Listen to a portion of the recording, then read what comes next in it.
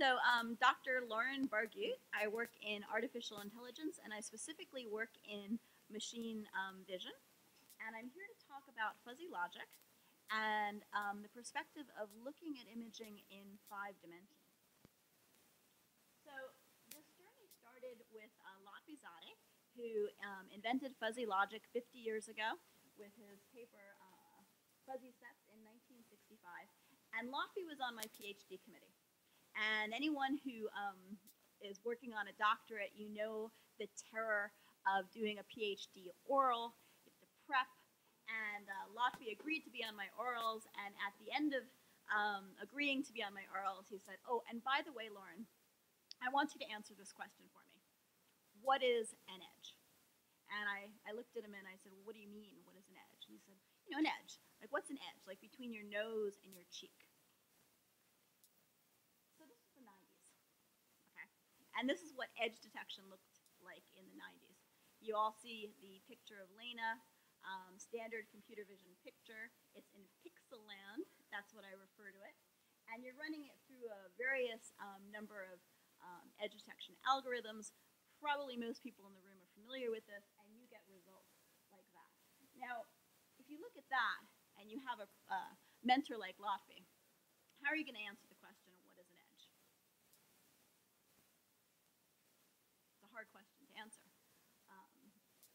The information here is unorganized. It's basically responding to change in luminance with respect to space. And that's not a very satisfactory answer for what is an edge. Now let's look at these images here.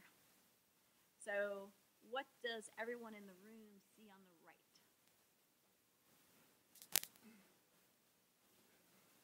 Depends. Does anyone see the emergent figure? You see a dog. Okay, so what's the edge of that dog? You can see it's a challenging question. Now look at this edge over here. So this is an ambiguous figure. And what edge do people see for this ambiguous figure? It's actually an edge that doesn't exist. So you've got a saxophone. It's actually Bill Clinton playing the sax. That's one image. And you have an illusory contour that has no change in luminance. So there's physically no edge, but we as human beings see edges. So this comes back to fuzzy logic, and let's just start off with the basic axiom. There are things in the world. Things happen to things in the world. If you're dealing with uncertainty with respect to the occurrence of events, or your subjective belief about the occurrence of events, you work with probability theory. If you're dealing with uncertainty about meaning, then you deal with fuzzy logic. And logic is a very old science. If A and B, then C. A exists, therefore C. So fuzzy logic is specifically designed to handle uncertainty with respect to what the variables mean. And it's a variable technique that we have 50 years of research.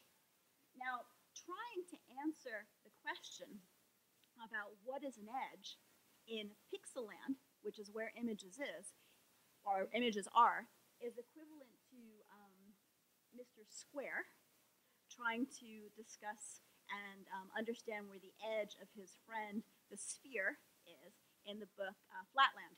So I don't know how many people have read the book Flatland, but it's basically, you know, it's a romance between a square who lives in 2-dimensional space and he meets a sphere who lives in 3-dimensional space. And the edge of the sphere is infinite because as the sphere moves through the flatland, it's infinite number of circles. So the definition of an edge is not well understood. Now, in order for Mr. Square to understand his friend and the edge of his friend, he had to move to another dimension. He had to move to the land of 3D. And that's what you have to do to answer the question. So this is the 5th dimension. The 5th dimension is denoted by a variable. I call them spatial taxons. So if you remember, we're working with logic here. So if A and B, A exists, therefore C. So you need to have variables. And the variables are these spatial taxons. I like to think of them as the words of vision.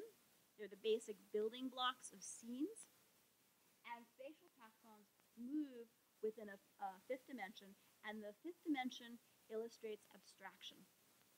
So at the bottom of this image, you're looking at the whole image. You're at abstraction 0. You're most abstract. As you move into the foreground, you're at the next level.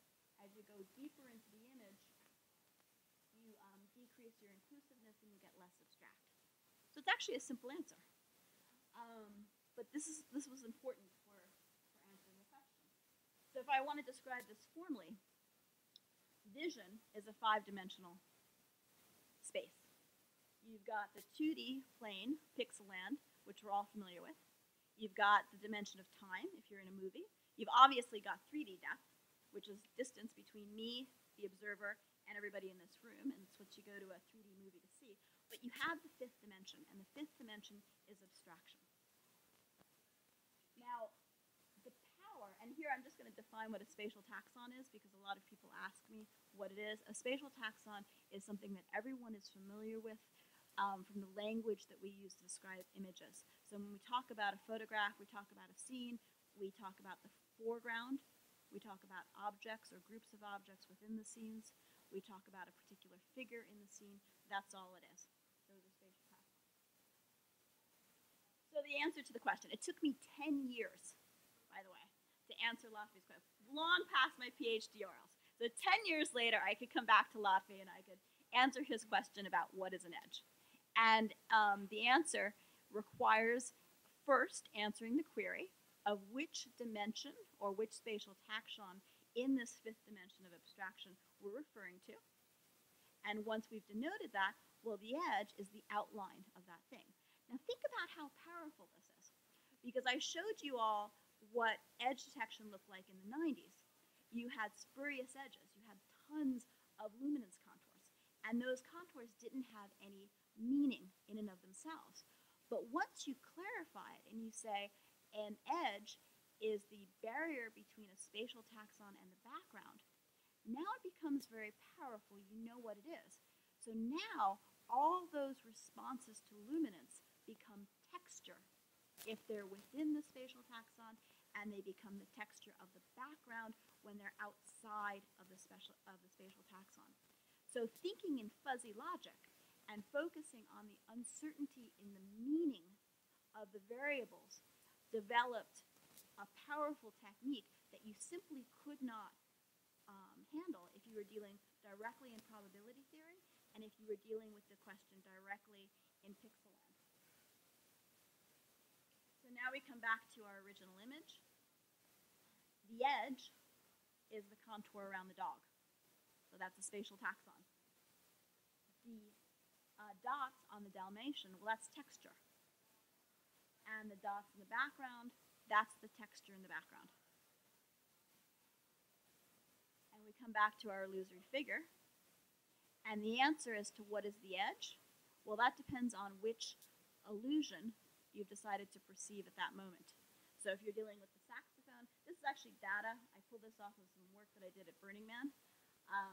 If you look at the saxophone guy on the left, top, the edge is around him. The edge is around the woman in the second space. And you can ignore the data underneath that. So let me just summarize the answer to the question, what is an edge? It has two parts. You have to go into the fifth dimension. Once you answer the query of what spatial taxon you are in the fifth dimension, then you can use all of the powerful tools of fuzzy logic to answer that question. Now, I didn't want to end the talk here because it's a bit of a tease. I've sort of discussed all this theory about fuzzy logic, and I haven't really given you any concrete examples.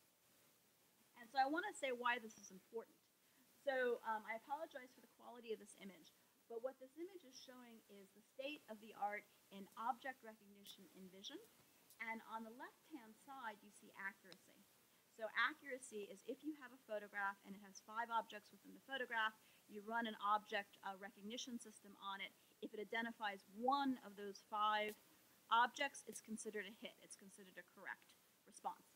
And on the bottom axis, you have year. And you can see that right until 2010, we were around 30%.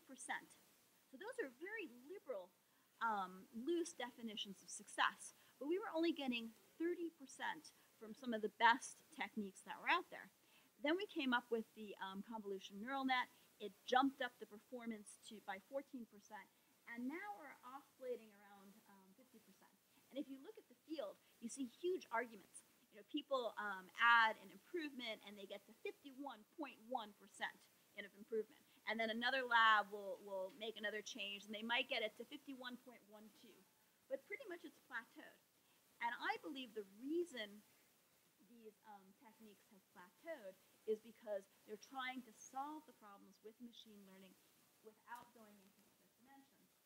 And in fact, here's one of the state-of-the-art systems that's out there. You've got a bunch of convolution neural nets. 5 minutes left, good. Convolution neural nets.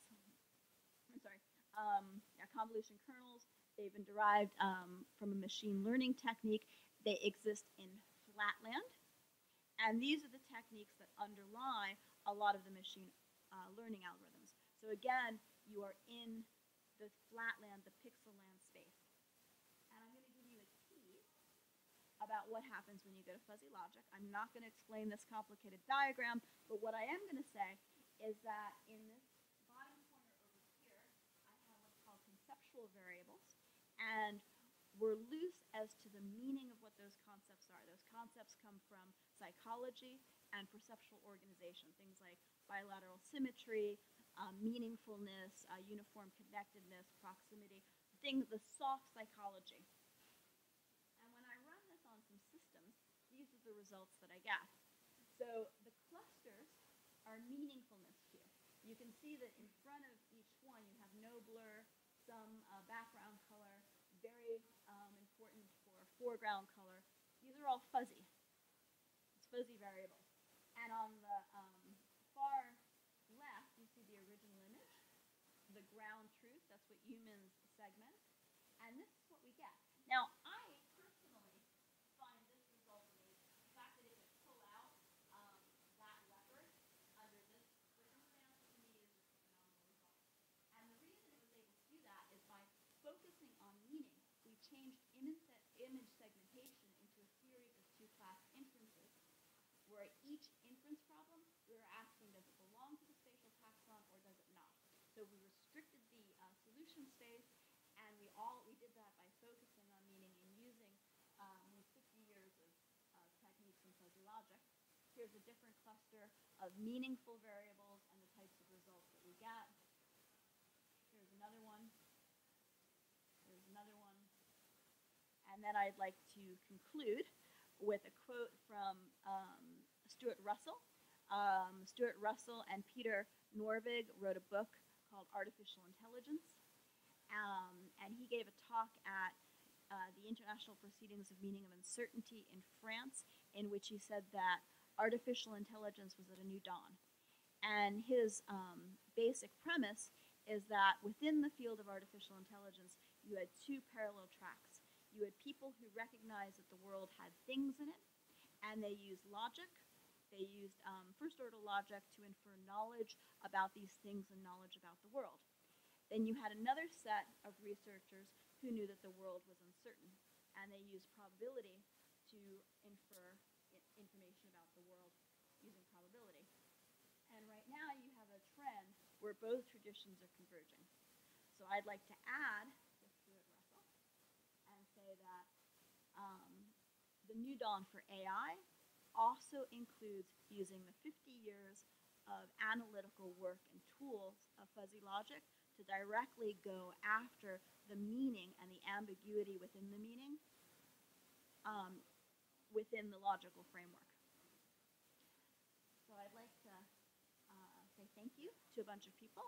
I'd like to do a particular call out for Ulrich Regel. He's one of my favorite artists. And as an oil painter, he had a lot of insights as to how images were organized, and he helped me come up with a lot of the fuzzy logic tools. And then Roger Gregory, who helped co-write some of the code that I presented, Lotfi Zadeh, of course, and other people who have been involved.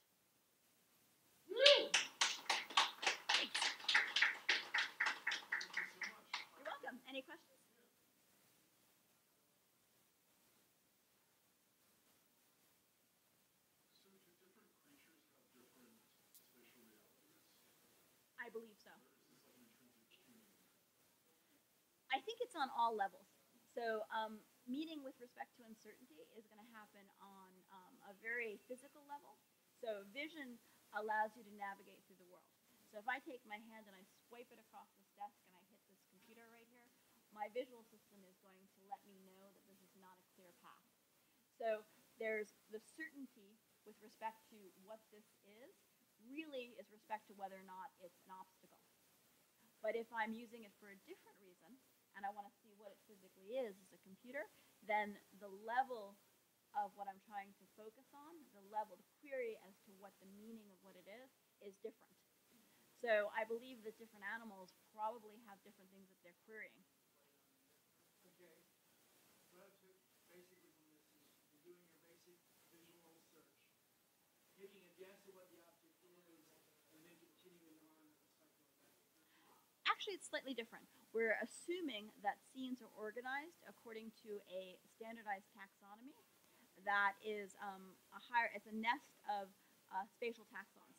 So at the high level, you have a single spatial taxon, which is 0, the whole image, and then one and only one foreground, and the rest is background. So it's a two-class inference problem. So it's a pure logical inference problem.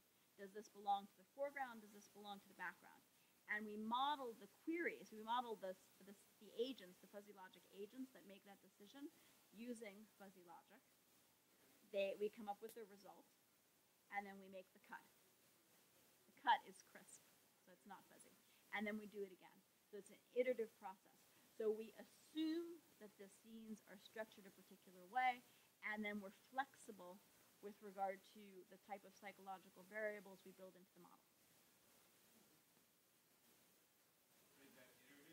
It is iterative. Can you make a mistake and then step back from that? Yes. So one of the wonderful things about using logic is there's monotonic logic, which is as you evaluate different levels of information, you have an increasing knowledge about the set, and there's non-monotonic logic, which is as you evaluate the truth or partial truths or fuzzy truths about information, sometimes you might change your mind. So you might go through and logically evaluate a series of sets, and then you look at that set and you change your hypothesis. So it's non-monotonic with regard to the type of knowledge base that you infer.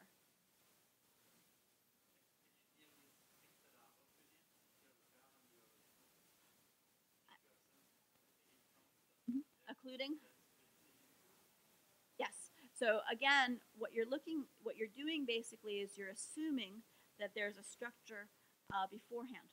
So if you have something that's occluding, it's between the viewer and the subject, that's probably going to be part of the foreground. So in that first set, that object, that thing that's occluding, is part of the foreground. Now when you do the second iteration, the object in front, let's say it's a pillar, well, that becomes a spatial taxon relative to whatever else was included in the foreground. So you're moving through these 5 dimensions to answer those questions. So at some point, that particular object comes out as its own object.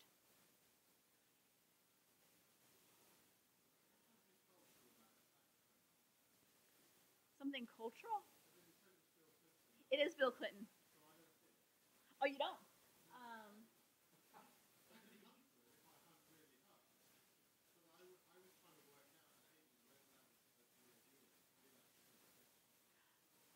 I ran this at Burning Man. So I took 3,000 people and I handed them surveys and I asked them to mark the spatial taxon that they were interested in and label it. And a lot of people said saxophone player. It actually falled off.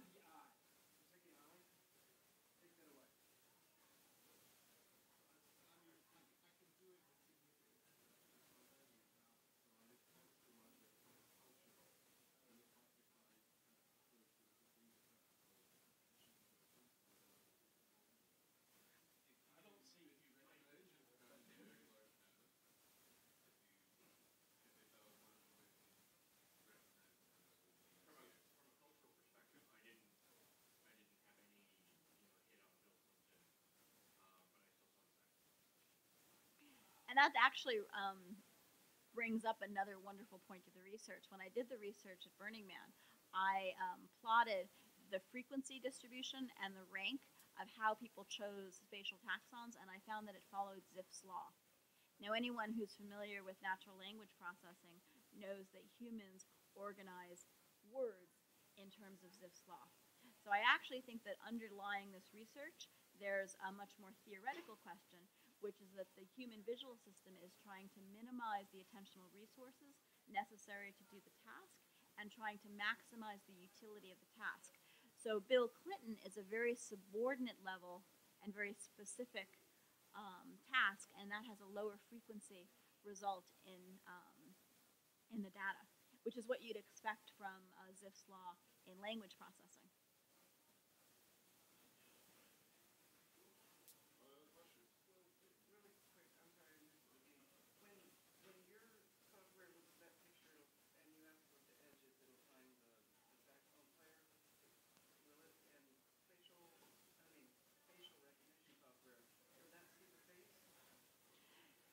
So there's two separate questions there. So the first, I'm just going to go back to here. So we're assuming beforehand that we have this nested taxonomy of images. And we're being rigid here. We're saying scenes are defined this way and no question about it. There's going to be a foreground. So when it looks at that, the woman ambiguous figure decision, it has to decide what a foreground is. It will either decide that it's the saxophone, or it will decide that it's the woman. Now, meaningfulness is a psychological cue that you can tune up. You can actually create an AI agent that has meaningfulness. And so if everything else in the image is giving a lot of weight to the idea that this is a human face, then, well, faces have edges. So it's going to look for an edge. Now, the wonderful thing about this work is in order to find an edge, you have to have good continuation. You have to have good continuation of edge elements. And in the case of the ambiguous figure, there are none, right? So you have to infer one. And what we found, and this might I'm getting really into the heavy detail of computer vision, but there's something called transduction, where you either accelerate or increase your response to contrast, or you saturate it. But you can also shift the transducer function to see an edge where one doesn't exist. And what it does is it says that grammatically, it would make sense for there to be an element in this location in order to fill in the spatial taxon. So it shifts it shifts the transduction subthreshold, so it facilitates. That's a vision science word. It facilitates the detection of an edge there if other information that also supports the idea of an edge being there is also present. Right. Yeah.